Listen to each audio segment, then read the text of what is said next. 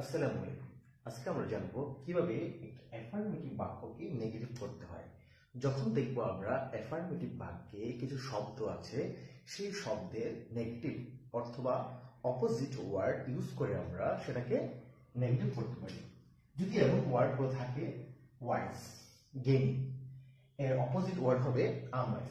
কিন্তু এই শব্দগুলোর আগে আমি যদি আনওয়াইজ ইউজ করি, নেগেটিভ ইউজ করি, তখন এই নেগেটিভের ক্ষেত্রে আমাকে ওই শব্দের আগে নট তারপরে বিপরীত শব্দ ইউজ করতে হবে। তাহলে নট প্লাস ওই শব্দটা ইউজ করতে হবে আমাকে। ঠিক ওয়াইজ আনওয়াইজ। আমি যদি বলি হি ইজ ওয়াইজ ম্যান, তাহলে এটার নেগেটিভ হবে হি ওয়াজ নট আনওয়াইজ ম্যান। ঠিক মর্টাল ইমর্টাল, মরণশীল অমরণশীল, মোরাল নৈতিক, ঠিক ইমোরাল অনৈতিক, এবেল সক্ষম আনএবেল অক্ষম।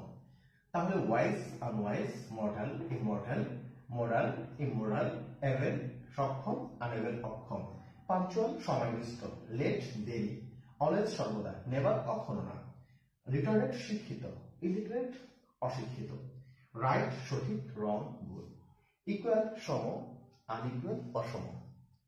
Thanks for watching this video. Allah Hafiz.